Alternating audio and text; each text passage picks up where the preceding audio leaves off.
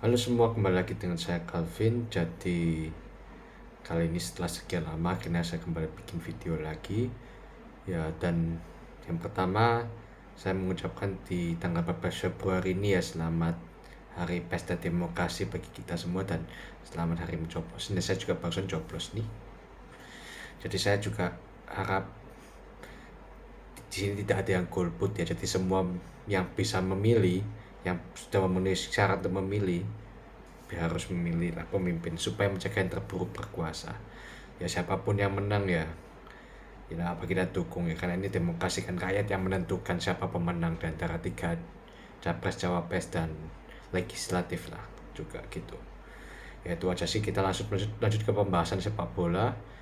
Jadi ini rekap aja ya, karena maksudnya aku juga nggak lihat banyak pertandingan, jadi cuma yang penting-penting aja. Jadi pertama ada dua final di minggu kemarin, yaitu final Asian Cup Piala Asia dan final Piala Afrika.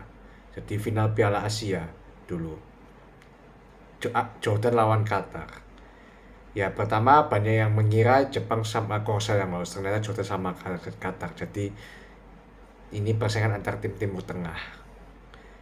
Nah di babak pertama Qatar sudah berpenalti gol 1-0, Muhammad Afif cetak gol. Di babak kedua Jordan mampu cetak gol 1-1 lewat sebuah set play, open play, bukan penalti. Tapi kemudian Qatar cetak 2 gol lagi lewat penalti. Aku ya bingung, ada sebenarnya jadi perdebatan sih, karena kan 3 gol dari penalti juga, jadi mungkin nggak tahu ya, mungkin amplop Qatar double juga. Ya jadi nggak tahu kenapa dikasih penalti sampai 3 kali loh, dan semua gol itu dari penalti. Kalau ada penalti mungkin kalah itu Qatar. Dan ya selamat buat Qatar, juara lagi kedua kalinya beruntun ya. 2019 juga sebelumnya juga Qatar yang juara. Meskipun ya nggak tahu ya, ada yang juga perbandingan, kalau di Piala Asia Qatar itu bagus, di Piala Dunia hancur. Ya nggak tahu kenapa, mungkin beda kelas ya. Gitu aja sih. Kemudian Piala Afrika, Nigeria lawan Pantai Gading. Yang juga sebenarnya Pantai Gading ya. Kalau Nigeria kan emang maksudnya lebih mulus. Kalau Pantai Gading itu tuh sempat peringkat ketiga terbaik. Jadi bahkan terancam gak lolos fase grup karena kalah 4-0. Tapi ternyata lawannya lebih buruk lagi. Jadi syukurnya masih bisa lolos jadi peringkat tiga terbaik lah, sama kayak Indonesia di Piala Asia gitu, lolos di titik akhir. Dan lucunya lagi, lebih lucunya lagi, kalau di Pantai Gading itu dipecat dulu pelatihnya. Jadi setelah kalah 4-0 di laga terakhir babak grup, dipecat pelatihnya sudah terlanjur ganti. Mungkin kalau mereka federasi Pantai Gading ini ada, kalau belum tentu nggak lolos, bisa ada peluang lolos, mungkin ada dipecat tuh pelatih. Tapi ternyata pergantian pelatihnya ada berkaya di fase knockout, mereka ya mulai menang-menang terus, akhirnya sampai ke final lawan Nigeria. Aku lihat tuh babak pertamanya sih, Nigeria ini mainnya asli kasar, hampir tiap menit itu ada pelanggaran, entah frustasi atau apa. Pandai Gading jelas lebih mendominasi, tapi ya mengejutkan ya, yang malah Nigeria dulu yang cetak gol lewat si William Troost Ekong, kaptennya, lewat sebuah corner set bola mati. Jadi 1-0. Babak kedua ya aku nggak sempat lihat karena waktu itu jam 3 dan kecapean, jadi ketiduran aku. Ya aku lihat di internet kembali 2-1 ya. Cuma aku lihat di statistik foulnya 18 banding 15. Nigeria masih lebih banyak 3 pelanggaran, tapi mungkin di babak kedua Pantai Gading juga main lebih kasar ya, jadi nggak tahu juga ya. Tapi yang aku lihat Nigeria ya, kalau main kayak di babak pertama emang pantas kalah sih. Jadi ya peselamat Pantai Gading juga menang ya, kan nggak diunggulkan, tapi waktu itu kalah 4-0 sama siapa itu, tapi akhirnya juara juga. Selamat buat Pantai Gading.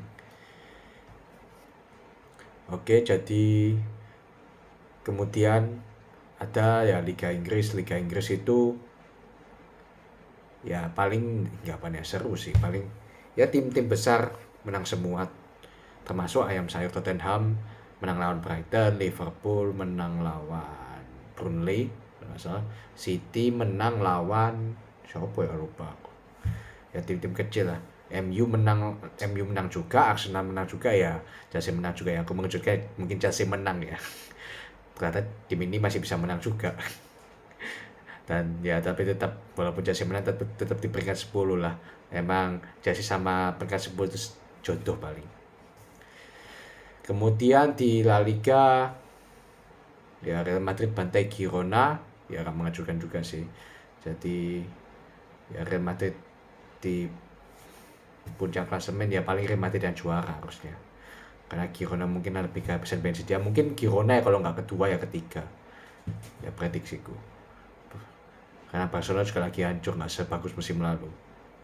Kemudian di Bundesliga ini kejutan. Ini cukup seru pertandingannya, ada Bayer Leverkusen lawan Bayern Munchen. Bayer Leverkusen sudah nggak kalah sama berapa ini, 20, 30 aku lupa. Gila, dan mainnya memang bagus sih. Bayern tuh bener-bener diopo-opo. Maksudnya secara permainan, dan lihat aku bingung. Tuchel ini main formasi 3 back. Padahal biasanya sebelum itu Tuchel ya Bayern itu pemain, atau di awal-awal masa Tuchel itu bermain dengan formasi 4 back, tapi diganti malah kayak Chelsea. Sebenarnya ya, dan siapa itu si Boy, dia beli pemain itu nggak jelas juga itu. Di awal wes kebobolan 1-0, kemudian tambah lagi 2 gol, 3-0, dan memang layak kalah karena Bayern apa ya, dapat peluang sih dapat, cuma permainannya itu hancur, jadi mati, dapat banyak peluang juga. Jadi apa ya istilahnya, sistemnya itu emang nggak cocok sama Bayern karena lebih direct. Kalau 3 back kan 3-4-2-1, 3-4-3 lah, itu main lebih direct, jadi nggak cocok emang. Katanya kenapa Tuchel maksakan gini, dan juga dia beli siapa itu, Eric Dier, mantan pemain ayam sayur Tottenham, yang bola ya.